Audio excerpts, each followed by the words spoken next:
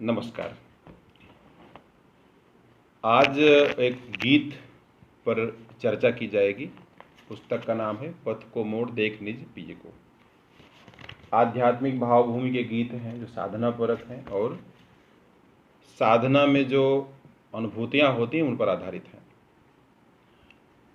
ऐसा आवश्यक नहीं है कि इनकी चर्चा पहले हो चुकी हो और ऐसा भी आवश्यक नहीं है कि सब नई चीज़ हो। अनुभव में जो आता है, अनुभव एक जैसा होता है।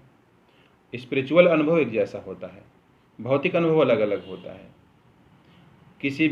कोई व्यक्ति मान लो जहाज़ में सफ़र कर रहा है तो कहता है कि लोग सब अच्छे हैं, उसने कभी आम आदमी से सामना नहीं किया। किसी का रोज़ के आदमी से समाज से लोगों से हेल मेल है तो कहते हैं लोग बड़े ख़राब हो गए हैं आज ज़माने के। तो भौतिक अनुभव डिफरेंट होता है, लेकिन स्पिरिचुअल अनुभव एक जैसा होता है। जब अनुभूतियों की बात की जाती है तो उसमें एक बात केवल पहले हम बता दें, कबीर दास के जितने भी पद हैं, दोहे हैं, ज़्यादातर में उन्होंने एक लाइन लिखी है, कहाँ कबीर सुनो भाई साधो और कहाँ कबीर सुनो हो संतो। एक चीज़ यानी कि वो इसलिए कहते हैं कि यदि कोई समझ न पावे तो यह विचार करे कि उन्होंने कहा किसके लिए है।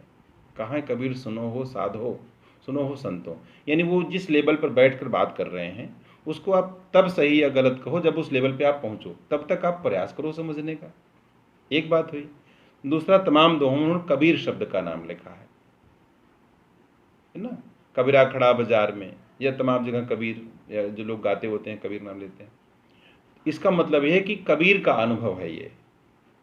जरूरत नहीं कि आप सहमत हों उससे। अगर आप कहते हैं आप गलत कह रहे हैं तो ठीक है, फिर आप ठीक बताइए। बात यह है कि चीज़ें किस लिए होती हैं। चीज़ें होती हैं कि हम अपने अनुभव को वहाँ से मैच कराएं, कुछ नया मिल जाए ग्रहण कर लें। फिलहाल साधनागत चीज़ें उस पथ पर चलने वाले पथिक के लिए सहज होती हैं। चलिए हम लोग एक गीत को लेकर के आते हैं और इन बातों के आलोक में इनको समझने का प्रयास करते हैं। गीत का शीर्षक है दीप बनकर मुस्काए प्राण। यहाँ पर प्राण और दीप और मुस्काना ये प्रतीक है।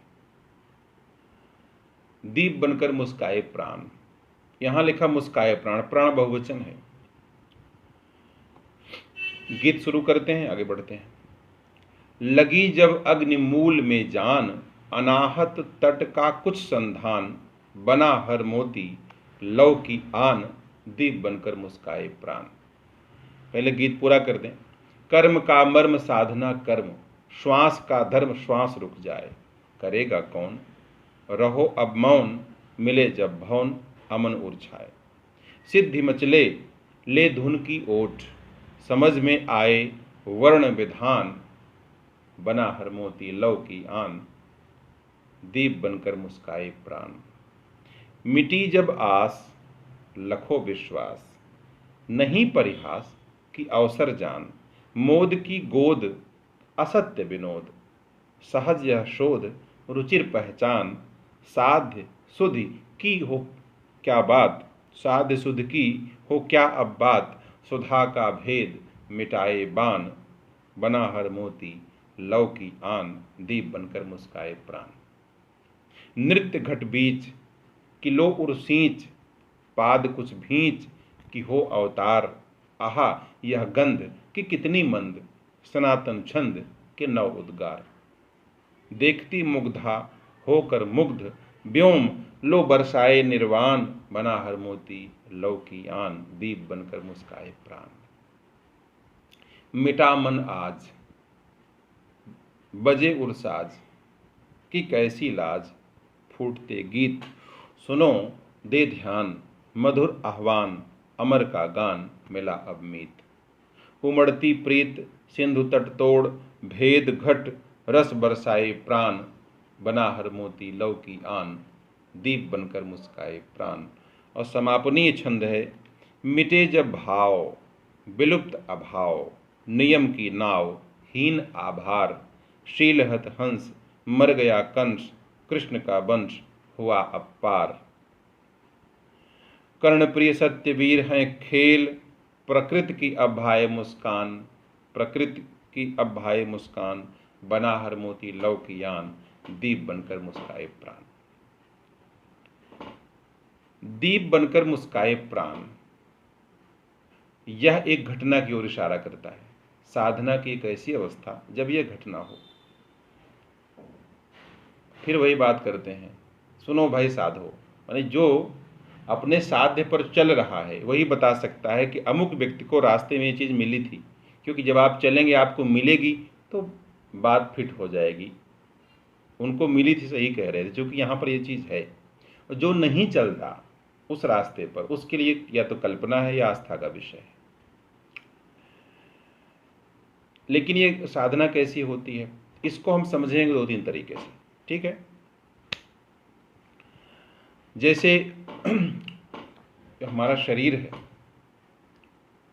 शरीर में जो है बोलते हैं कि भाव, विचार, संवेदना कई चीज़ों से मिलकर निर्माण हुआ है। सूक्ष्म जगत और मूर्त जगत दो होता है।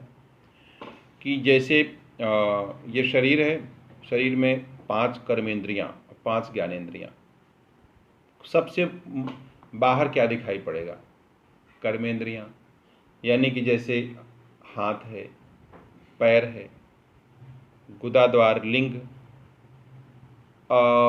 जो है, और इस तरह से मतलब 5 ये हो जाएंगे। अब 5 हो गई ज्ञानेंद्रियां, जिनमें कि त्वचा स्पर्श के लिए, आँखें देखने के लिए दृश्य, और घ्राण यानी कि जो आपकी नासिका है सूंघने के लिए काम करती है, कर्ण कान श्रवण सुनने के लिए, जीहवा स्वाद लेने के लिए, स्वादेंद्रिय।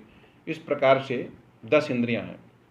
तो ये इनको साधना के क्षेत्र में गो कहा गया। गो माने गाय, गाय कहते हैं प्रतीकात्मक तौर पे।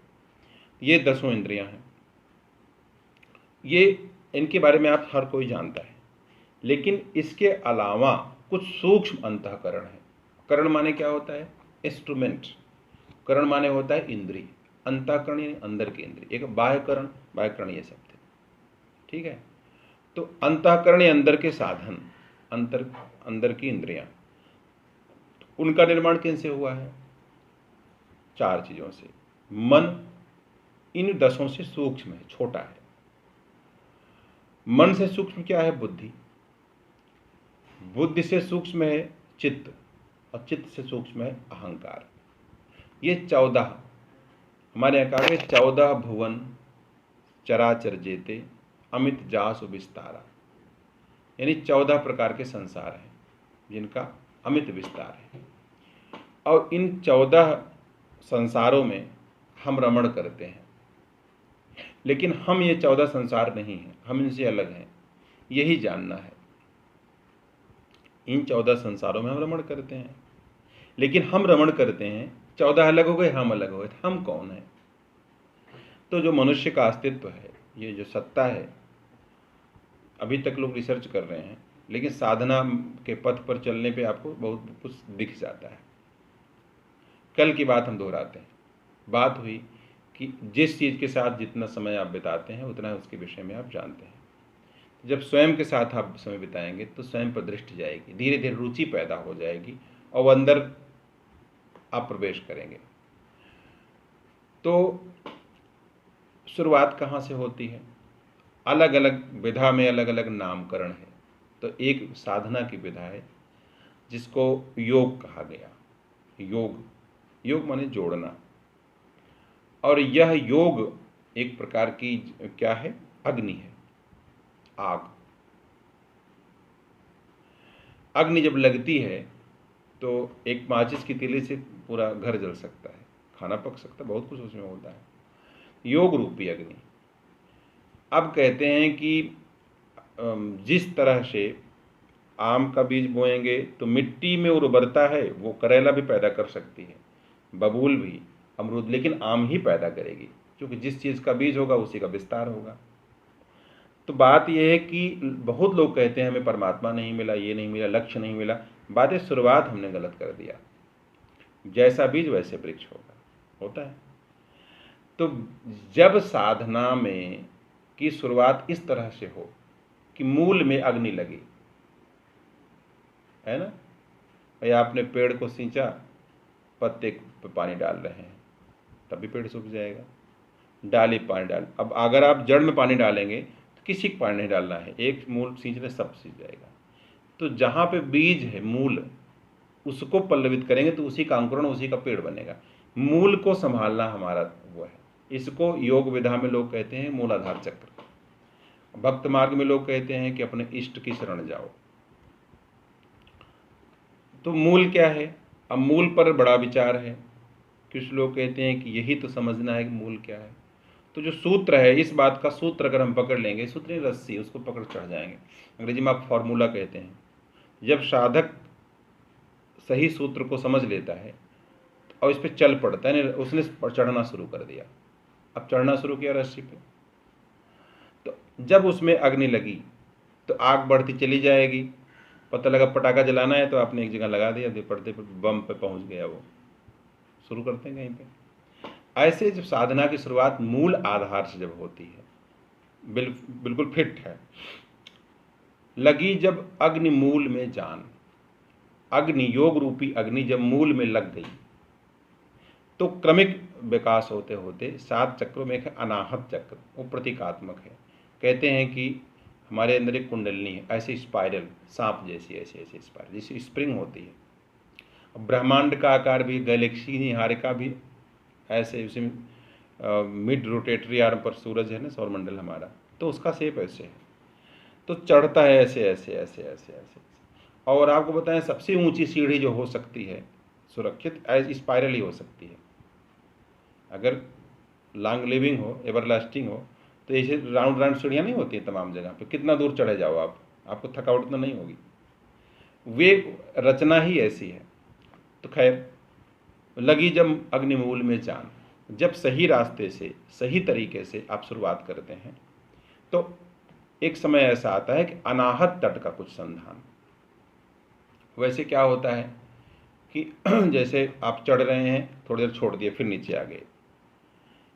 लेकिन इसमें क्या होता है कि ऐसे किनारे पर आप पहुंचते हैं यात्रा करते करते, बहते बहते, जो अनाहत है। हत माने होता है मर जाना, समाप्त हो जाना। अनाहत, अनआहत, इसी को अनहद कुछ लोग बोले हैं। अनहद नाद बोलते ना, जिसका हद न हो, अनहद, बेहद, यह अनाहत। अब भगवान परमात्मा लोग बोलते हैं, लेकिन ये तो मैं गप नहीं कहूँगा, लेकिन लोग सुन सुन के बोलते हैं, उनका अनुभव नहीं रहता। इसका सिर्फ इतना मतलब है, एक ऐसी अवस्था प्राप्त होती है जो आपको सुबह शाम दिन रात हमेशा महसूस होती है और फिर वो समाप्त नहीं होती, इसलिए अनाहत बोलते हैं।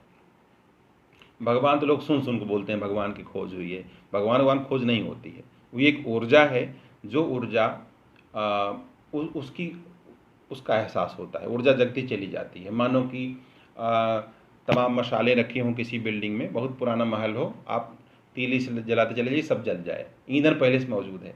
ऐसे जब मान लो गुस्सा हमको आता है तो शरीर में कहीं कंपन होता है ना, और जब कहीं सेक्स की भावना, प्रेम की भावना आई तो कहीं और कंपन होता है। अब ऐसे जब कहीं मतलब डर लगता है, कहीं और कंपन होता है।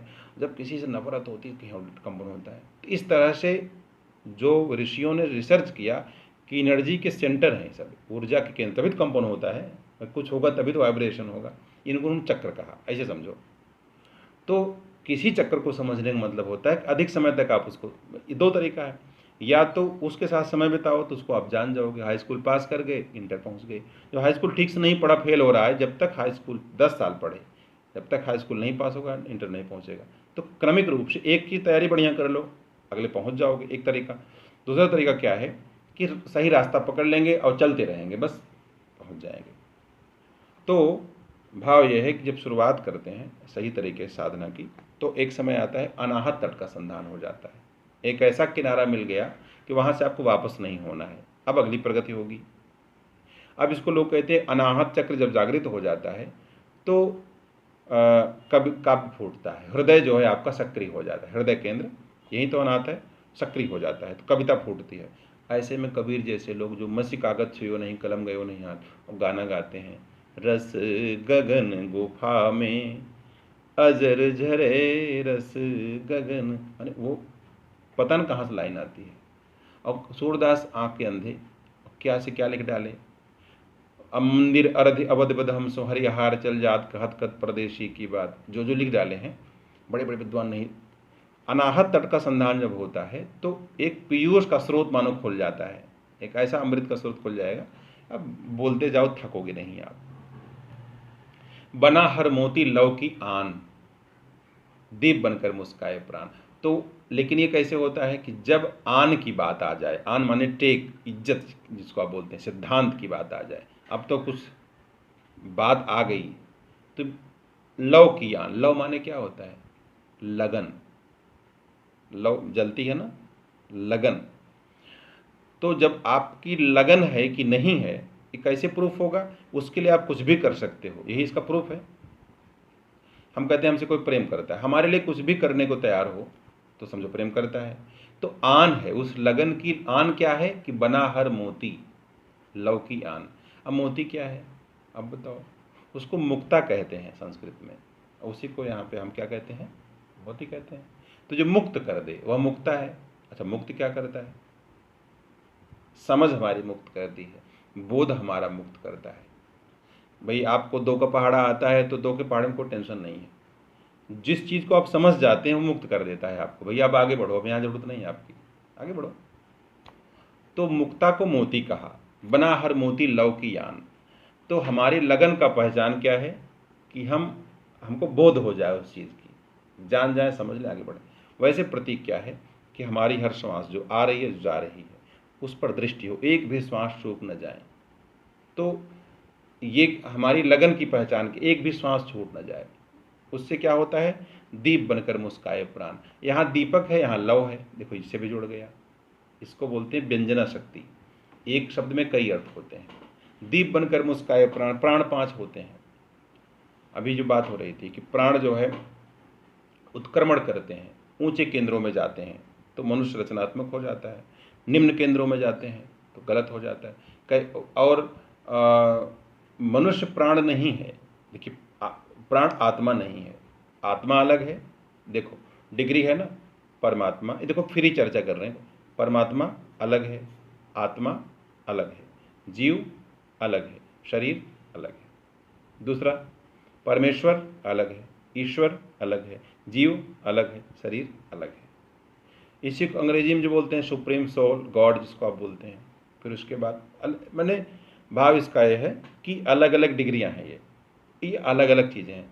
अगर आप लोगों ने अक्सर सुना होगा कि ईश्वर ही परमेश्वर है, मतलब इससे झूठ बात क्या हो सकती है। अगर ईश्वर ही परमेश्वर तो कहा इतना परेशानी कितनी है, इतना बेकार क्यों हमारे अंदर है, वो अलग चीज़ें हैं। परमेश्वर आप इसको ये समझो, श्वेतास्त्रोपनिषद में लिखा हुआ है कि 2 सुपर्णा सयुजा सखायाम, ये पेड़ है, शरीर वृक्ष है, उसमें 2 पक्षी बैठे हैं डाल पे, एक जो है जीवात्मा, एक परमात्मा, नाम नहीं लिखे, व्याख्या में है।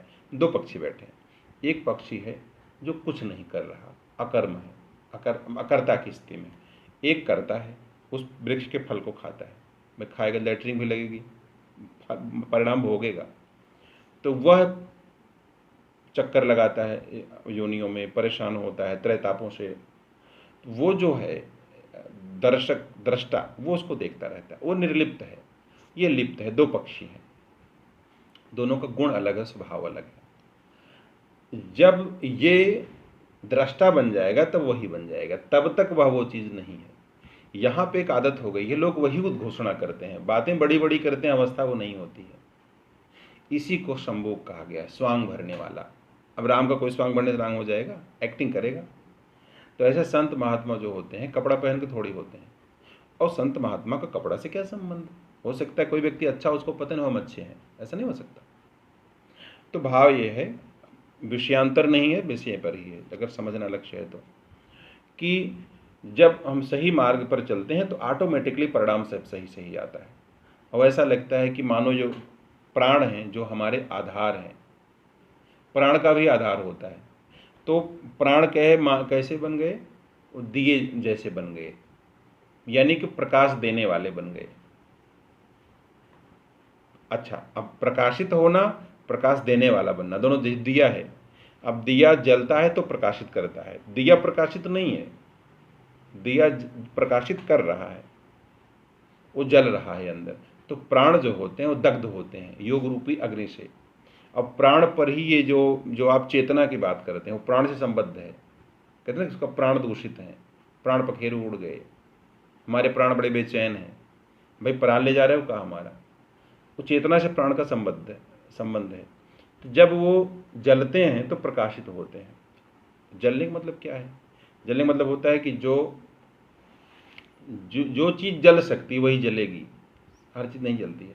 तो जो विकार हमारे नष्ट होते हैं तो फिर क्या होता है कि वो हमको रोशनी मिलती है, प्रकाश मिलता है। अब उस प्रकाश की लौ में बना हर मोती लौ की आन। तो ये जो है एक इस बात का प्रमाण क्या होता है कि हम हर श्वास पे हमारी निगाह होती है। तो इसका भाव सिर्फ इतना हुआ कि जब साधना सही तरीके से चलती है, एक समय ऐसे तट का संधान हो जाता है कि जो जहाँ से आपको वापस नहीं होना है, आगे की प्रगति होती है और काव्य शक्ति फूट जाती है और श्वास भी हर समय निगाह रहता है। अब यहाँ पर एक चीज़ कूट है जिसको आगे देखेंगे। कर्म का मर्म साधना कर्म और श्वास का धर्म श्वास रुक जाए। तो कर्म का मर्म साधना कर्म, कई तरह के कर्म होते हैं ना, और कर्म का फल मिलता है, नष्ट हो जाता है। ऐसा भाई डीएम भी रिटायर होता है, बड़े बड़े लोग रिटायर होते हैं। कल आपने खाया पिया, फिर आपको आज खाना पीना है। तरह तरह के कर्म में बहुत सारे कर्म है, फल देने के बाद खत्म हो जाते हैं। आपने 100 रुपया लिया, गए सामान कोई खरीदे, अब दोबारा उसके पास जाएंगे तो फिर पैसा देना पड़ेगा। ऐसे बहुत सारे कर्म होते हैं। तो लेकिन असली कर्म क्या है? गीता में लिखा है, गीतोक्त कर्म क्या है? श्वास का साधना कर्म। जो साधना कर्म है वही असली कर्म है, वो कभी नष्ट नहीं होता। जितनी पूंजी कमा लिया आपने वो नष्ट कभी नहीं होती। साधना क्या है? जो साध दे आपको सही दिशा में, जिसे बोलते नहीं, एक दिशा में ओरिएंट कर देना, साधना। अब जैसे कि कोई दरवाज़ा बनता है ना, तो उसमें जगह जगह खांचा बना होता है, वहाँ जाकर फिट कर देंगे, बिल्कुल सुडाउल हो जाएगा। बीमारी हमारे क्यों होती? लोग कहते हैं कि नाभि केंद्र से अगर दोनों स्तनों की दूरी नापें तो बराबर होनी चाहिए, नाड़ी खिसक जाती, बीमार हो जाता है आदमी। तो स्वस्थ शरीर की क्या पहचान है? कहीं रोग ना हो, है ना। तो जब सब सध जाए, एक उसमें सेट हो जाए दिशा विशेष में, यानी बिल्कुल स्वस्थ हो गया, अब वह व्यक्ति शरीर छोड़ देगा तो कोई फर्क नहीं पड़ेगा, न भूत बने न प्रेत बनेगा। कबीर ने कहा ना कि दास कबीर जतन से ओढ़ी, ज्यों कीनते दड़िनी चदरिया, वो नारियल वाली बात जो, वो बिल्कुल उससे अलग हो जाता है। तो वह जो दिशा विशेष में उसको ओरिएंट करना हो, उस दिशा में आते ही पता लगा राज खुल गया। कहते नहीं, वो जो खजाना है, खजाने का राज सिख उसमें है, पुड़िया खोला, उसमें लिखा हुआ था कि दिशा विशेष में लगाओ, जैसे लगाए तुरंत दरवाज़ा खुल गया। ऐसे होता है। तो कर्म का बनम साधना कर्म। असली कर्म वह है कि जो आपके अंदर के बाहर के अंतःकरण को, बाह्यकरण को दिशा विशेष में ओरिएंट कर दे, सब सेट हो जाए, तब शरीर से चेतना अलग हो जाती है। तो असली कर्म वह है जो यह घटित कर दे। और श्वास का धर्म श्वास रुक जाए। श्वास का धर्म क्या है? धर्म का मतलब होता है दृढ़ धातु से बना है, धारयते धर्म, जो धारण करने योग्य हो वह क्या है? धर्म है। तो धर्म माने गुण हुआ। अग्नि का धर्म क्या है? जलाना, दाहकता। पानी का धर्म शीतलता प्रदान करना। तो श्वास का धर्म क्या है? रुक जाए। श्वास का धर्म रुक जाए। जैसे कहते हैं कि घड़ा है, बनाया घड़ा, ऊपर एक आकाश, घड़े में आकाश, लेकिन दोनों आकाश अलग हैं, बाहर का अंदर का, और घड़े के आवरण से भेद दिखता है।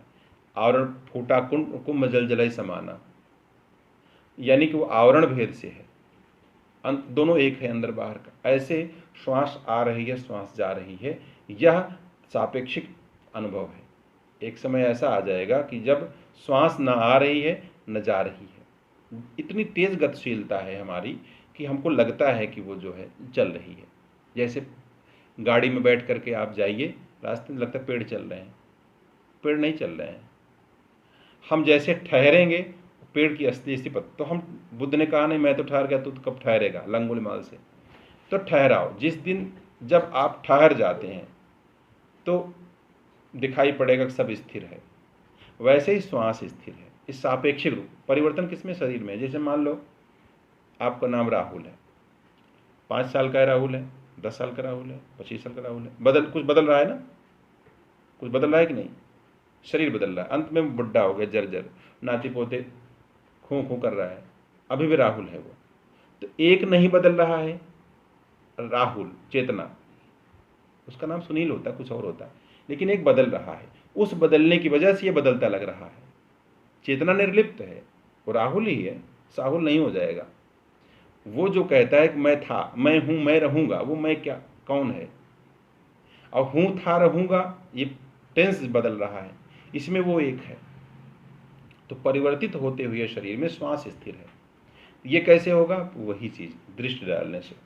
तो श्वास का धर्म, श्वास रुक जाए। तो संस्कृत में श्वास को हम लोग स्वर कहते थे। क्या कहते थे? स्वर। तो स्वर को ध्वनि भी कहते हैं, स्वर को वर्ण भी कहते हैं।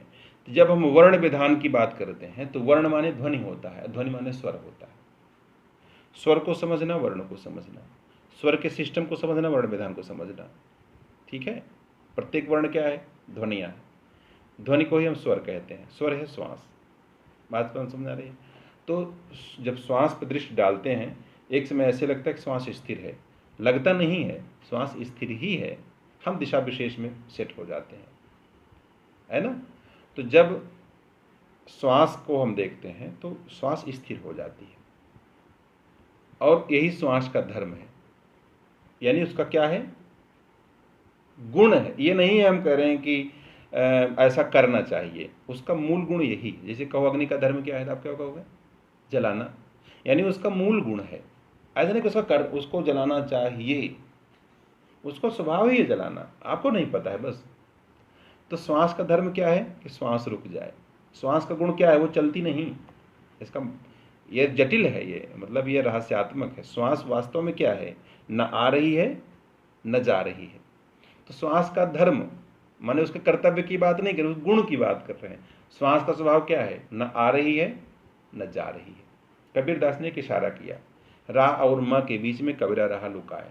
जब भजन किए, रा छोड़े माँ, तो राम को राम राम नहीं बोलते हैं, रा माँ, आती श्वास रा, जाती श्वास माँ, इस तरह से दोनों जुड़ जाएं। राम कहने के लिए दोनों को पकड़ना पड़ेगा, ऐसे बांध लिया दोनों को। यानी राम अगर पूरा कभी आपने कहा, यानी कि उस समय न श्वास आई न श्वास गई। बात पकड़ में आ रही है? तो श्वास का धर्म श्वास रुक जाए, और कर्म का मर्म साधना कर्म। ये दिशा विशेष में ओरिएंटेशन, हमको सही बात पता लग जाए। और करेगा कौन? अब चेतना में शक्ति आती है श्वास से, और सिस्टम चलता है। और जब श्वास स्थिर है तो अकर्ता वाली स्थिति प्राप्त हो जाती है। करेगा कौन? करेगा कौन? रहो अब भवन। अब यहाँ लिखा भवन, भवन माने महल होता है। अब भव माने होता है संसार, अन माने अंत, जहाँ संसार नहीं है। रहो अब भवन, तो यानी संसार रहित अवस्था में। संसार बात समझ आ रही है? वहाँ संसार नहीं है। संसार क्या है? परिवर्तनशील जो रूप है संसार, यो ऐसा संसार है जैसा सैंबल फूल, दिन 10 के व्यवहार को झूठे रंग न भूल। जिसमें परिवर्तन होता है, वो परिवर्तनशील जगत है, वो अविनाशी है, वो अक्षर है। वो अक्षर है, अक्षर को भी वर्ण कहा जाता है, जिसका क्षरण न हो। एक चीज़ साथ कई चीज़ें समझ में आती हैं। तो वो जो अक्षर है जिसका क्षरण नहीं होता, उसी को समझना है। वो जो क्षरण नहीं होता क्योंकि अकर्ता है, वो खर्च ही नहीं हो, कुछ नहीं करेगा। तो रहो अब भावन, अब भावन में रहो, यानी ऐसी अवस्था में जहाँ संसार का प्रवेश नहीं है। अक्षरता,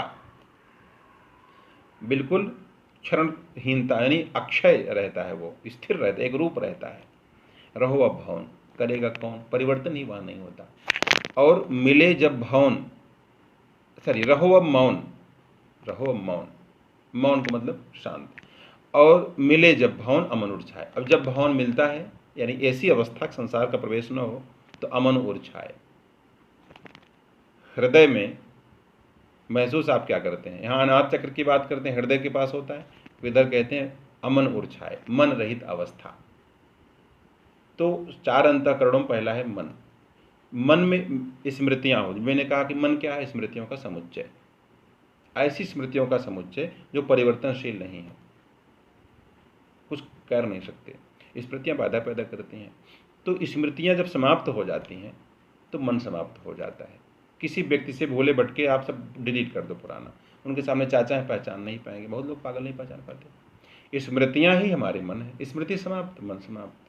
अमन ऊर्जा है हृदय में स्मृति, वो लोग चिंतन ही नहीं करते, ऐसी अवस्था आती है। थॉटलेसनेस, थॉटलेसनेस, खूब प्रसन्न होता है वो आदमी। थॉटलेसनेस बड़ी ऊर्जा होती है। अभी आपको कहीं मान लो अब कहा जाए 6 फीट कूद जाओ, नहीं कूद पाओगे। अभी किसी का मर्डर हो जाए, कोई दुर्घटना हो जाए, कोई बढ़िया मर्डर 4 फिल्म लग जाए, ऐसी बात असामान्य, आदमी कूद जाएगा, झाड़ी ओड़ी सब कूद जाएगा। अब वो क्षमता कहाँ थी उसके पहले क्षमता थी उसके पास, वो उसने विचार नहीं किया। अमन ऊर्जा है, ऐसे में ऊर्जा सक्रिय हो गई उसकी, इसी को हम सक्रियता कहते। ऊर्जा सक्रिय ऊर्जा है। मन चिंतन बाधा पैदा कर, विचार बाधा, निर्विचार में ऊर्जा सक्रिय हो जाती है। जैसे मानो किसी दबा के आप बैठे हो, आप हटे कि वो उठा, ऐसे, तो वो ऊर्जा सक्रिय हो जाती है निर्विचारता में।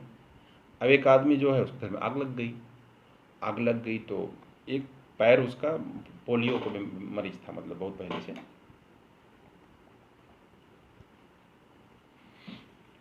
26 साल तक वो लाठी लेके चला, फिर आग लगी कूद के बाहर चला आया बिन लाठी के। लोग बोले भाई बिन लाठी बाहर चले जाए कैसे? को तो ख्याल है वो बिन लाठी के, फिर वैसे हो गया वो। डॉक्टर के पास गए, घटना कैसे? डॉक्टर ने कहा देखो भाई ऐसा है, हमारे चेतना का स्वभाव, मन का स्वभाव है, एक ही चीज़ सोचता वो, या तो ये सोचता कि मैं आग लगी है मर जाएंगे, या सोचता कि हम पोलियो के मरीज हैं। उस समय चिंतन में आया। तो ये कई बार ऐसा होता, असामान्य कार्य कर जाते हैं बिना प्लानिंग के, कई बार खूब सोचते हैं कर कुछ नहीं पाते। तो जब हम मन ठहर जाता है, ऐसे बहुत कुछ कर ले जाते हैं। अल्बर्ट आइंस्टाइन जैसे कहते हैं कि 2-3 सेकंड बाद उनका मन उसका साथ छोड़ देता था, इसलिए बहुत ज़्यादा आविष्कार किए वो। जितना मेमोरी आपकी ज़्यादा भरे होगा उसमें, उतना नया नहीं कर पाएंगे। ऐसे बहुत मेधावी लड़के वो कुछ नया नहीं करते जीवन में, किताब सुना देंगे आपको, क्रिएटिविटी नहीं होती। और बहुत लोग हाई स्कूल में इंटर फेल हैं, बहुत बड़ा काम करके, बड़े क्रिकेटर, बड़े फिल्म वाले, एक विषय पास, बाकी सब फेल। क्योंकि जब आपका माइंडलेसनेस जब तक नहीं आएगी तो नया कुछ नहीं कर पाओगे। मैंने एग्जांपल दिया कि जैसे एक ऐसे लिखना है और एक आपको क्वेश्चन का आंसर लिखना है, आपने याद किया, कुछ भूल गए, परीक्षा में अब लिखना है, जो भूल गए आप बना के लिखते हो। यानी जहाँ मेमोरी आपकी काम नहीं कर रही वहाँ आप सब नया कर रहे हैं, बनाते हैं। तो आप वहाँ आप क्रिएटर हो जाते हो जहाँ मन आपका नहीं है। तो चूँकि परमात्मा में मन नहीं है, परमात्मा माइंडलेसनेस है, भूत भविष्य वर्तमान, वो अकाल पुरुष होता है, उसके लिए किसी स्मृति काल में होती है ना, अकाल पुरुष है, इसलिए सर्वशक्तिमान है, वो काल के परे है। ठीक है, तो ये ऊर्जा पर सक्रिय हो जाती है। वही उसी को हमने जीवन कहा था। विवेकानंद से पूछा गया व्हाट इज लाइफ, उन्होंने कहा कि एक अंतर्निहित शक्ति है, बाहर आने का प्रयास कर रही है, अब बाह्य प्रकृति उसको दबा रही है, उसी चेष्टा का नाम जीवन है, जो अंदर से बाहर निकलने का प्रयास कर रही है। एनीवे, तो अब जब अमन ऊर्जाए, अच्छा मौन की बात मैंने कहा है। मौन का मतलब होता है कि मन सहित सारी इंद्रियां मौन हो जाए, विराम, निष्क्रिय हो जाए, वो तो मौन हो गए। ठीक है, तो सिद्धि मचले ले धुन की ओट, सिद्धि मचले ले धुन की ओट, अब धुन आ गया। अब धुन को वही अगर आलंकारिक शब्दों में कहो तो खूब मस्ती छाती है, ये होता है वो होता है, मतलब सिर्फ यह है उसी परिघटना के पीछे धुन माने जिद, धुन लग गई काम कर, इधर लव लिखा लगन, तो उसी पद्धति में जब चलते रहते हैं आप सही तरीके से तो सिद्धि मचले, उसी ओट माने उसी के पीछे पीछे सिद्धि मचले, सिद्धियां मचलती हैं। ऐसे भी आप देखो कि जिस चीज़ की डिमांड आप नहीं करते वो आपकी वो हो जाती है, नहीं इरिटेशन पैदा करता है, होता नहीं है। जैसे कोई भिखारी पीछे पड़ जाए, दो आदमी पिंड छोड़ाता है, और कोई आपको सज्जन मिल जाए, बहुत लोग समाज का भला कर रहे हैं, लोग डोनेशन देते हैं उनके, उसमें प्रकारांतर से पैसा उनके पास जा रहा है, डोनेशन जा रहा है, वो गाड़ी से फॉर्चुनर्स चल रहे हैं। तो जब हम सिद्धियां बोलते हैं इसको। जब किसी क्षेत्र में लगन हमारी हो जाती है तो अनजाने में एक आदमी सिद्धि से काम कर रहा है, एक तो सिद्धि मचलती ऑटोमेटिकली। ऐसे जब रामकृष्ण परमहंस के पास एक महात्मा गए, बोले कि हमने जो है एक सिद्धि की है, उस पे चलते हैं। क्या बोलते हैं ना, पानी पे चलते हैं। बोले ठीक है चलिए, पानी पे चलने लगे। बोले कितना समय लगा सिद्धि प्राप्त करने में? तो कहें 26 साल। कहीं 26 साल में सिर्फ 5 पैसे कमाई किया आपने, 5 पैसे हम देंगे उधर चले जाएंगे, ये कोई सिद्धि है? बात समझा? तो ऐसे ही जब आप अपने लगन पे होते हैं, धुन में लगे रहते हैं, तो सिद्धि मचले, जिसको लोग सिद्धि कहते हैं, वो घटनाएं ऑटोमेटिकली आपके साथ होती हैं। हम करें आपसे बात करना है वीडियो के माध्यम से, हमको कोई चमत्कारी पुरुष नहीं, मोबाइल चाहिए हो जाएगा। तो माध्यम कुछ भी हो, ये ऑटोमेटिकली आपको ध्यान ही नहीं देना है। एक आदमी सिद्धि दिखाता है, पैसा कमा रहा है, उसके लिए वो प्लानिंग करता है कल हम क्या दिखाएंगे, अब क्या दिखाएंगे। एक आदमी के पास वो सब पैसा आ रहा है, दिखाना कुछ नहीं है उसको। तो जब लगी जब अग्निमूल, मैंने शुरुआत वहाँ से, फिर अपने आप घटनाएं होने लगती हैं। और समझ में आए वर्ण विधान।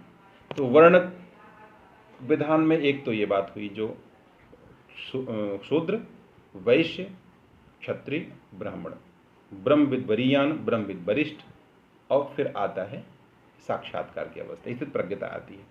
तो एक वर्ण विधान यह हुआ। वर्ण माने सिलेक्शन, चुनाव, वर्ण टू सिलेक्ट, ठीक है। तो जो सूत्र को यानी कि रस्सी को पकड़ता है, फार्मूले को पकड़ कर चलना शुरू करे सही रास्ते पे, तो पहले शूद्र अवस्था में पहुंचा वो, फिर वो वैश्य अवस्था में। विश्व माने व्यापार होता है, व्यापार करना। व्यापार मतलब क्या होता है? सामान आप एक स्थान से स्थान पर ले आते हैं और साधना उसके माध्यम से, साधन के माध्यम से। तो आप जो है फिर वो परिवहन होगा आपका, चेतना आपकी यहाँ से वहाँ जाएगी इस सूत्र को पकड़ करके। इस घटना को विश्व बोलते हैं, व्यापार। और जब ये होने लगे तो आप वैश्य हो गए, नहीं तो आप वहीं ठहरे हुए हो। पता लगा बहुत लोगों को फसल ऐसे बर्बाद हो जाती है और 2-2 रुपये किलो आलू नहीं बिकता, और अगर बढ़िया सिस्टम सेट है उनका, तो पता लगा खूब बढ़िया वो हो जाती है। तो आपकी चेतना प्रवाहित ही नहीं हो रही है, उसकी कोई मूल्य नहीं है, सिस्टम होता है बढ़ जाती है। तो उसके बाद फिर क्षत्रिय, छात्र मतलब होता है गुण दुर्गुण को काटने की क्षमता हो जाए, विवेक की तलवार से आप काट रहे हो, क्षत्रिय अवस्था। फिर वो जो आपका सिद्धांत है, जो मूल वस्तु है, वो प्रवाहित हो जाती, चेतना जैसे एक जगह पे थी फिर वो फैल जाती है। ब्रह्म माने क्या होता है? बृह धातु से ब्रह्म बना है। बृह माने होता है टू एक्सपैंड, फैलना। ब्रह्म माने क्या होता है? विस्तार, चेतना फैल गई। अब कैसे फैलती है? जैसे मान लो बर्फ है, H2O एक जगह पे है, बर्फ का आकार कुछ भी हो सकता है, उसका आयतन निश्चित, आकार निश्चित, लेकिन आपने अब उसको क्या किया? पिघला दिया, टेम्परेचर बढ़ा दिया, अब क्या होगा? पानी होगा, द्रव। वही सेम तत्व रूप से सेम है। अब उसका आयतन तो निश्चित है, आकार निश्चित हो गया। अब आपने टेम्परेचर उसका बढ़ा दिया, गैसेस स्टेट, भाप बन गया। अब वो न तो उसका आकार निश्चित है न उसका आयतन निश्चित है, एक ही चीज़ है। लेकिन बर्फ एक जगह थी, अब ये और दूर दूर तक हुई, अब वो और दूर दूर तक। तो अब जो जितना ही सूक्ष्म होता है उतने दूर तक जा सकता है। हम दूर तक नहीं जा सकते, कुत्ता और दूर तक जा सकता है, बिल्ली और दूर तक जा, चूहा और अंदर तक घुस सकता है, मच्छर और अंदर जा सकता है, नहीं जो जितना सूक्ष्म होता है घुस जाता है ना। तो चेतना जब सूक्ष्म होती जाती है, उस पर परतें हल्की होती जाती है ना, तो उड़ान ज़्यादा बढ़ती है। तो ऐसे में ब्राह्मण अवस्था आती है। ब्राह्मण का मतलब ऐसी अवस्था चेतना प्रवाहित हो जाए। लेकिन अभी भी 4 वर्ण, ये चार ही में है। आगे फिर जो है ब्रह्मविद वरीयान, ब्रह्मविद ब्रह्म को चेत उस अवस्था को जानने वाला, ब्रह्म को जानने वाला, विद और वरीयान। जो ब्रह्मविद जो हैं उनके लिए जो वर्णीय अवस्था है ब्राह्मण के बाद, फिर ब्रह्मविद वरिष्ठ, उनमें जो है इष्ट माने होता है जो आप चाहते हैं या जो आपका लक्ष्य है वो आपके बस में हो जाए, वशिष्ठ। ऐसे ब्रह्मविद वरिष्ठ, उनमें जो वरिष्ठ मतलब एक प्रकार से इष्ट वर्णीय, इष्ट आपके उसमें जानकारी में आ जाता है, फिर आत्म साक्षात्कार हो जाता है। ये है वर्ण विधान। साधना हुई श्वास से, श्वास को कहा स्वर, स्वर को कहा ध्वनि, ध्वनि को कहा वर्ण। तो वर्ण विधान का मतलब होता है श्वास की पूरी प्रविधि, उसका प्रगुण जो लिखा श्वास रुक जाती है, ये सब समझ में आ जाता है। और शुरुआत कहाँ से होती है? लगी जब अग्निमूल में जान। तो ये एक पहले पद की व्याख्या हुई। दूसरा पद थोड़ा सा और ले चलते हैं। मिटी जब आस लखो विश्वास। अब आस का मतलब क्या हुआ? मिटी जब आस, आशा, और लखो विश्वास। अब विश्वास का मतलब विश्वास के कई अर्थ हो गए। एक हुआ विधन श्वास, श्वास की दिशा क्या होती है? विशेष हो जाती है। एक होते विश्व की आस, संसार से आशा। एक हुआ विश्वास, जिसको आप वो बोलते हैं विष का वास। विष माने विषय, जहर, उसका वास, उसका रहना होता है कि नहीं? यहाँ पे क्या है? मिटी जब आस, जब आशा, किससे आशा? जब आपको कोई आवश्यकता नहीं होगी, जैसे कि अगर आपके पास सब कुछ हो, किसी से कोई आशा आप नहीं रखोगे, तो जितनी ही अपनी मूल की ओर हम लौटते हैं उतना ही बाहर की आशा घटती जाती है। तो श्वास की गति बदल जाती है, नहीं बदल जाती? जैसे मान लो आप कहीं जा रहे हो, अगर लग गया अब न पहुंच ही गए, 100 किलोमीटर आप चले, अब 1 किलोमीटर बचा है, जैसे नज़दीक आते हैं वैसे वैसे अंदर की स्थिति बदल जाती है, आपके चलने की चल बदल जाएगी, आप पहुंच ही गए, बिल्कुल ठहर गए। तो जैसे आपकी बाहर की आशा घटती है तो श्वास की गति बदल जाती है। बूढ़े में श्वास अलग होती है, जवान में अलग होती है, रोगी में अलग होती है, दुखी में अलग, प्रसन्न में अलग होता नहीं है, घबराहट में अलग होती है, ब्लड प्रेशर अलग होता है। तो जब आशा मिट जाती है तो लखो विश्वास, उस विशेष श्वास को देखो। यहाँ क्या लिखे? श्वास का धर्म, श्वास रुक जाए। नहीं परिहास, ये मजाक की चीज़ नहीं है, परिहास की चीज़ नहीं है कि अवसर जान, यह एक अवसर है।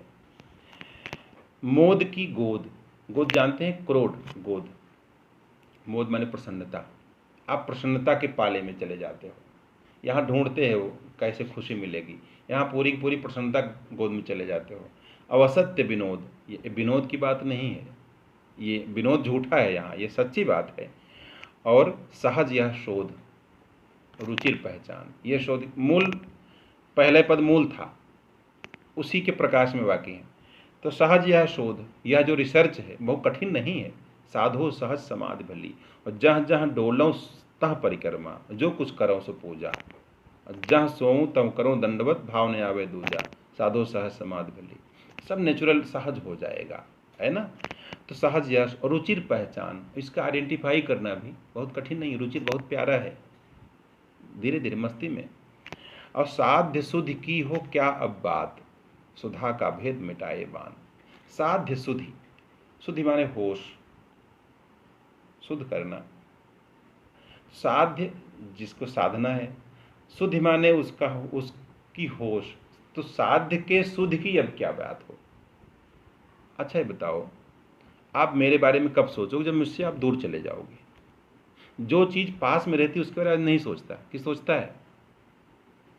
मोबाइल अभी आप नहीं सोच रहे मोबाइल अभी, लेकिन मोबाइल आपका कहीं 3rd फ्लोर पे रख दिया जाए, चार्ज हो रहा है, अब वहाँ ध्यान चला जाएगा।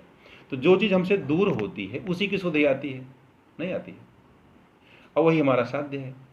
तो साध्य सुधि की जब हमको पता लगा वहीं हम मौजूद हैं, तो चिंता खत्म। तो साध्य सुधि की ही वो क्या अब बात। अब ना तो साध्य की भाई हम वहीं हैं, लक्ष्य हम वहीं यात्री करने हैं, यात्री हैं तो यात्रा गलत है। साध्य सुधि की हो क्या बात, और सुधा का भेद मिटाए बाण। तो ये सुधा शब्द आ गया। सुधा मैंने क्या होता है? क्या होता है? अमृत ना। तो सुधा शुद्ध से बनी ना, शुद्ध से सुधि, शुद्ध से सुधा, और वहीं से सुधा अमृत। अमृत क्या है? उसकी खबर। अमृत का मतलब ये एक आदमी अरबपति है, भीख मांग रहा है, यानी उसको पता नहीं है, तो उसको अरबपति बनने में सिर्फ जानकारी की भर की दूरी है, वो जानते ही अरबपति बन जाता है। तो जैसे ही सुधि आपकी प्राप्त हो गई, तो सुधा का भेद, वो रहस्य क्या है? गीता इतनी हुई, लास्ट में अर्जुन ने, कृष्ण ने कहा थैंक यू बोलो। भाई थैंक यू किस बात का? भैया आपको ज्ञान कराए हैं, थैंक यू किस बात का भाई? नष्टो मोह स्मृति लब्ध्वा तत्प्रसादात् में आजुत। भूल गए थे, याद आ गई। भूल गए थे, याद आ गई। तो जब सुधा, जब ख्याल आ गया, स्मृति लब्धवा, स्मृति वापस आ गई उस चीज़ की, तो मिटाए बाण, सुधा का भेद, भेद में रहस्य, मिटाए बाण। अच्छा, किसका बाण क्या है पता है? नहीं पता है। बाण माने होता दीपक, दिया। बाण माने दीपक। दिया क्या है? माया। या माने नहीं, माँ माने नहीं, या माने जो, माँ माने नहीं। जो नहीं है वही माया है। या माँ, माँ नहीं, या माने जो, जो नहीं है सा माया, वही माया है। तो जो नहीं यानी भ्रम, जो नहीं है कभी उससे लड़ नहीं सकते, भाई हारोगे ही नहीं, कभी है ही नहीं, वो समझना है, उससे निपटने का तरीका है। तो सुधा का भेद, जैसे हमको सही चीज खबर लग गई, भ्रम सारा मिटाए बाण, भ्रम खत्म हुआ। ठीक है, देखो ये रहस्य, ये रहस्य है, ये सिर्फ कहा है कबीर सुनो भाई साधो। तो हाँ ठीक है। हाँ, तो सुधा का भेद मिटाए बाण, बना हर मोती लव की यान, और दीप बनकर मुस्काए प्राण। चलिए अब मूल के आलोक में, अब छोटे पद हैं। नृत्य घट बीच, नृत्य घट बीच कि लो उर सींच, पाद कुछ भींच हो अवतार, आहा यह गंध की कितनी मंद, सनातन छंद कि नव उद्गार, देखती मुग्धा होकर मुग्ध, व्योम लो बरसाए निर्वाण, बना हर मोती लव की यान, दीप बनकर मुस्काए प्राण। तो नृत्य घट बीच, घट माने हृदय, घट माने घड़ा। अभी तो हम शरीर मान के बैठे, भैया हमको चोट लग गई। अब आप ध्यान दो कि जैसे मान लो किसी के पैर में थोड़ा सा ऐसे चुट्टी काटो, तो फिर सारी चेतना वहाँ चली जाती है, दर्द होता है। लेकिन अगर माने चेतना विस्तार वहाँ तक है, कहते दर्द हमको हो रहा है, यहाँ पीड़ा देने पे दर्द हमको हो रहा है, लेकिन अगर उस हिस्से काट दें तो प्राण नहीं जाते। यानी चेतना का विस्तार तो है, सेंटर वहाँ पे नहीं है। ऐसे जैसे ये हमारा मोबाइल है, लेकिन मोबाइल थोड़ी है, ऐसे मेरा हाथ हमारा नहीं है। ऐसे जब हम देखेंगे तो ये जो शरीर, ह्यूमस माने मिट्टी, ह्यूमस से बना ह्यूमन, मिट्टी का बना हुआ, या तन काचा कुंभ है, कभी न बहुत पहले कह दो कच्चा कुंभ कह दिया इसको, घड़ा, घड़ा। तो ये शरीर जो है, इसी के अंदर हम हैं, बाहर भी हम ही हैं, लेकिन जो ही पिंड है सो ही ब्रह्मांड है। लेकिन पहले इसको समझें। तो नृत्य घट बीज, तो ये जो टेंशनाइज्ड आदमी है, वही कहते हैं कि उसके इसी शरीर के अंदर डांस हो, कोई देख नहीं पाएगा, वो कहे भाई तुम्हारी मस्ती की क्या वजह यार, तुम्हारे पास कुछ फिर भी डांस कर रहे हो। तो जब अपनी पहचान हो जाती है, तो इसी घट के बीच, हृदय का बोधक है घट, हृदय में क्या होता है? डांस होता है, नृत्य होता है, नृत्य घट बीच, डांस करना। कि लो उर सींच, हृदय को सींच लो। उर माने संस्कृत में गांव होता है, ग्राम, वास स्थान, जहाँ आप रहते हैं। कहते हैं कि भगवान कहाँ रहता है, भगवान का लोग ढूंढने लगे। शंकर जी ने कहा कि कैसे बताएं। पार्वती से कह रहे हैं कि ते समाज गिरजा मैं रहूं, वो भीड़ में भी था, ते समाज गिरजा में रहूं, लेकिन अवसर पाए बचन तब कहूं। क्या बताए? कि परमात्मा हृदय में रहता है। तो लो उर सींच, जैसे उसकी सुध मिली तो लो अमृत की वर्षा हो रही है। सुधा को इसलिए अमृत कहा ना। तो वो जो है मृतक जियावन गिरा सुहाई, गिरा माने बाड़ी, मृतक को भी जिलाने वाली बाड़ी। तो यहाँ पे मतलब ये है कि आनंदातिरेक होता है कि लो उर सींच, और पाद कुछ भींच की हो अवतार। अब पाद माने क्या है? पाद भींचना, पद माने चरण, अब पाद माने भी चरण होता है, पाद से पादुका बनी है। और जिसे कच्छप अवतार भगवान का हुआ, कच्छप माने उसका मतलब होता है जो इंद्रियां बाहर दौड़ रही हैं उनको अंदर सिकोड़ लें, तो बाहर की चोट नहीं लगेगी फिर। तो पाद कुछ भींच, तो कहते जित पवन मन गो निरस कर गुण ध्यान का बहु पावे, कृष्ण वो लिखा बाबा तुलसी ने, कि जो इंद्रियां बाहर जा रही हैं उनको अंतर्मुखी कर दें, हो जाता है। इसीलिए गोपी लिखा है, गो यानी इंद्रियां, पी यानी पी जाने वाले, गोपी, उन्हीं से परमात्मा की मुलाकात होती। तो वो जो है पाद कुछ भींच की हो अवतार, जब हम उसको अंदर कर लेते हैं, सब कुछ समेट लेते हैं, बाहर से समेट लिया, अंदर है, हो अवतार, अवतरित होता है, यानी उसका बोध होता है, यानी हम अंदर की ओर जाते। भाव इसका यही है, इसमें व्याख्या बहुत कुछ हो सकती है। आहा यह गंध की कितनी मंद, अब यहाँ पर आपको कुछ महसूस होता है। और कितनी मंद, इतनी मंद है जैसे मिर्च आप जला दो तो पूरे घर में छीं छीं सब सींकने लगे, छाएं छाएं। लेकिन अभी अगरबत्ती जलाओ तो उतना नहीं होगा।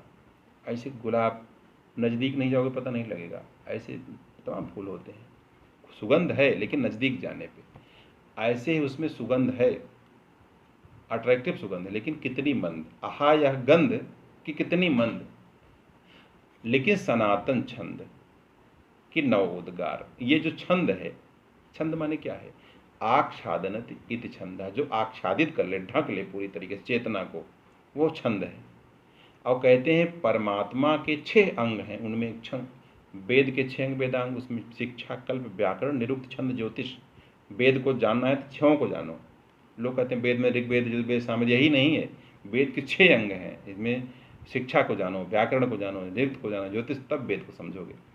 तो उसमें एक छंद है, छंद तो सनातन छंद, यह छंद सनातन है, जो धुन आ रही है कि नव उद्गार, बस उद्गार इसका नया हुआ है, बस यानी एक अनुभव नया है, बात नई नहीं है। देखती मुग्धा होकर मुग्ध, अब यहाँ मुग्धा कौन है, मुग्धा है आपकी आत्मा। वो नौढ़ा नायिका, जो भी शादी जल्दी जल्दी हुई हो नायिका, वो शर्माती है, क्योंकि जैसे आप ऐसी जगह जाओ जहाँ कोई आपको पहचानता नहीं, कोई शर्म नहीं आती। कोई महिला जिसकी शादी हुई हो और 100 किलोमीटर दूर किसी गांव में चले जाए तो डांस करती हो जाएगी जींस टॉप पहन के, लेकिन अभी गांव में आएगी ससुर के सामने जहाँ 4 लोग जानते हैं, घूंघट काट लेगी। अब वो सारे लोग गायब हो गए जो भेद पैदा करते थे, तो सीधे वो सामने आ गई फ्रंट पे। तो हरि मोर पीऊ मैं पीऊ की बहुरिया, जो कबीर ने, सूफी संतों ने बताया, एक भाव जो आता है, उसका मतलब जब आपको अपने मिलते हैं तो भाव आपका बदल जाता है, एक चीज़। दूसरी चीज़, मानो ऐसा कवि कह रहा है कि मुग्धा होकर मुग्ध, से मुग्ध मुग्धा, वो मुग्धा इसलिए कही गई क्योंकि एक टक देख रही है। वो ऐसी अवस्था है कि आपको एक अरबपति साथी मिले, एक भिखमंगा मिले, तो अगर सब कुछ अरबपति के पास है तो आप भिखमंगे के साथ क्यों करोगे, तो सारा खजाना मिल गया। तो जब वास्तविक पति से पहचान हो जाती है तो एक टक, कहते हैं रहे ठटुक एक टक पल रोकी है, माने राम को इस तरह देखा विभीषण ने कि वो पलक झपका नहीं रहे थे। अब भगवान आपके सामने हो, आप कुछ और देखना चाहोगे ही नहीं। देखती मुग्धा होकर मुग्ध, व्योम लो बरसाए निर्वाण, जो आकाश है वो मानो निर्वाण की वर्षा करता है। निर्वाण क्या है, निर्वाण क्या है, यथार्थ। बाण माने दिया, निर्वाण माने दीपक का बुझ जाना। तो व्योम लो बरसाए निर्वाण, यहाँ लेकिन व्योम लिखा, विधन ओम, ओम शब्द है ना, विशेष प्रकार का ओम, मतलब हमारी चित्त रूपी आकाश, चिदाकाश से क्या है, सिर्फ निर्वाण का अनुभव होता है, यानी कि माया रहित अवस्था जो सनातन है उसी का अनुभव होता है। अब हम शॉर्ट कर देते हैं, ठीक है। मिटा मन आज, ऐसे मन नहीं रहता, मैंने पहले कहा, स्मृतियाँ जो है समाप्त हो जाती हैं। बजे उर्साज, हृदय में मानो कि बजे उर्साज हैं कि कैसी लाज फूटते गीत। अब हम जो जो चीज़ हम बनाते हैं उसमें लाज और श्रेय लेते हैं, लजाते हैं, लेकिन जब गीत फूट रहा है तो निकलो मीरा बाई ने तो वैसे डांस किया पूछो मत, जहर वहर सब दे दिया गया, लेकिन जब फूट रहा है तो क्या, टेंशन को दो पेंशन कि कैसी लाज फूटते गीत। अनाहत तक जागृत होता है ना, गीत फूटते हैं। और सुनो दे ध्यान, अब ध्यान दो, मधुर आह्वान, अमर का गान मिला अब मीत। और जब मीत मिल गया और लिखा अमर का गान, जो नहीं मरता उसका गान है जो फूट रहा है। मी बोलते हो, वेद बोलते, वेद क्या बोलते हैं नहीं पता, लेकिन जब हम बोल रहे हैं वही वेद है, अमर का गान। और इसीलिए गीता लिखा, गीता सुगीता कर्तव्या की मणि शास्त्र विस्तर है, या स्वयं पद्मनाभ से मुख पद्माधुनि, मैंने गीता ही भली प्रकार गानी, चूँकि भगवान के मुख से निकली है वो, अमर का गान। और सुनो दे ध्यान, ध्यान कैसे दिया जाता है, धी यानी बुद्धि, यान माने जहाज, से बुद्धि उच्च केंद्रों में जाती है। मधुर आह्वान, ये मीठी पुकार है, पुकार तो पहले भी थी, हमको ध्यान नहीं था, सनातन छंद, मधुर आह्वान, लेकिन अब समझ में आ रहा है पुकार तो थी। उमड़ती प्रीत सिंधु तट तोड़, सिंधु यानी सागर, पहले क्या था, क्या कहेंगे लोग, सबसे बड़ा लोग, तो संसार रूपी सागर, वो टूट गया किनारा, अब उसकी फिक्र छूट गई। सिंधु तट तोड़, संसार का जो घेरा था, किनारा था, वो टूट गया।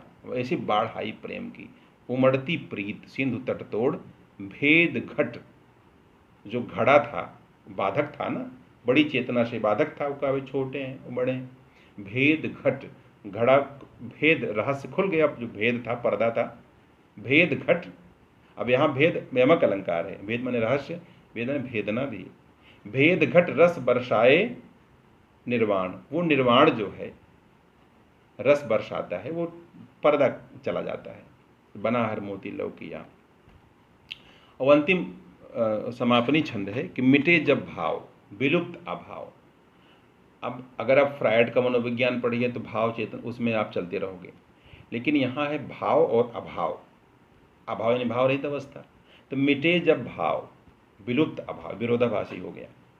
जब आपका भाव खत्म हो जाता है तो अभाव भी खत्म हो जाता है। देखो, मिटे जब भाव, भावना साधक भी है बाधक भी है। एक चीज जो कुछ समय तक फायदेमंद है, आगे बाधक है। जब आप कुछ नहीं पता था, बच्चा छोटा होता है, बच्चा छोटा होता है तो लकड़ी कड़ी लेके चलता है ना, लेकिन अब खड़े होने, अब खड़ा हो गया, अब अगर उसको पकड़े रहेगा तो कमर झुक जाएगी। ऐसे भाव विदिते देवा भाव गम्यम, हर जगह गम्य, लेकिन भाव गम्य। परमात्मा को प्राप्त करने में भाव बाधक हैं, लेकिन अगर भाव को न छोड़ें तो हमारी प्रगति बंद हो जाती है। तो शुरुआत में जरूरी है, ठीक है। लेकिन जब भाव भी समाप्त हो गए तो विलुप्त अभाव, हर तरह के अभाव समाप्त हो जाते हैं। और नियम की नाव हीन आभार, ये समझने वाली बात है। नियम की नाव, कौन सी नाव पार कराती है? नाम लेत भव सिंधु सुखाई, संसार रूपी सागर। वैसे तो समुद्र में नाव डूबती है, नदी में, यहाँ उल्टा हो गया, नदी में समुद्र डूब गया। नाम कहाँ, कबीर कहते हैं कि नदी समुद्र में डूब गई, नाव बिच नदियाँ डूबल जाए, उल्टवासी हो गई।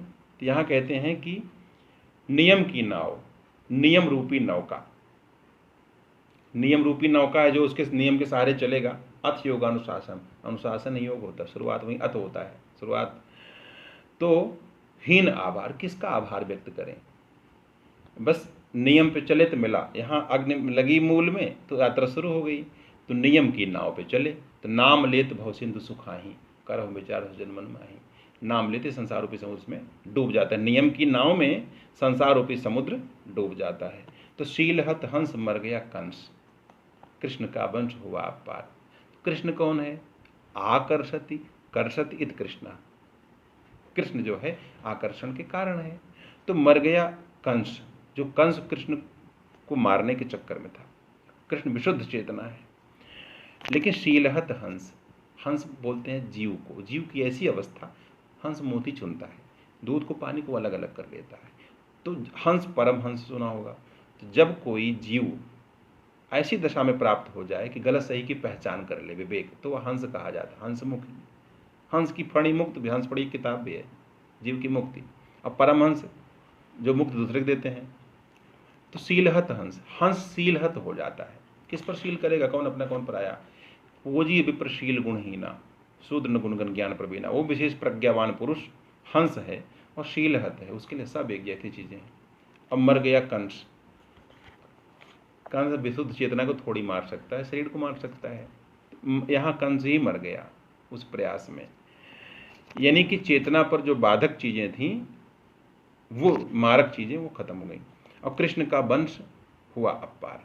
अब वो जो परमात्मा, वो आगे बढ़ गया।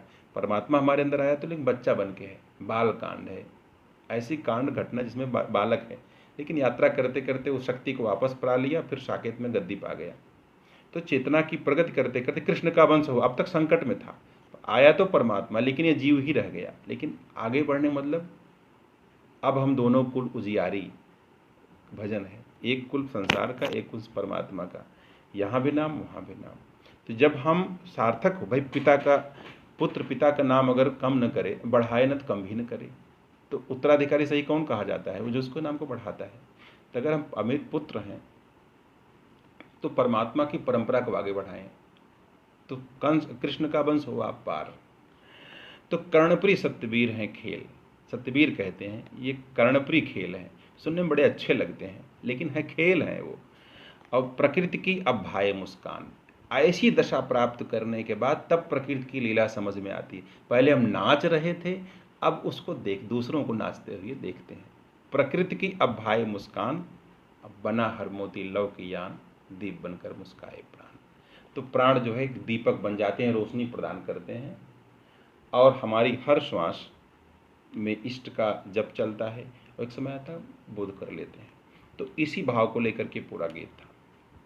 ठीक है, तो 1 घंटा पूरा इसमें गया, और मुझे लगता है कि सामने वाले के अनुसार ही ये बात जो है ये होती कि समझ लें आप, इसीलिए इतना किया जाता है। तो इस पर हम लोग लेते हैं विराम। आप लोगों की प्रतिक्रियाओं की प्रतीक्षा रहेगी। अगले भाग में हम किसी नए गीत की तरफ बढ़ेंगे। नमस्कार।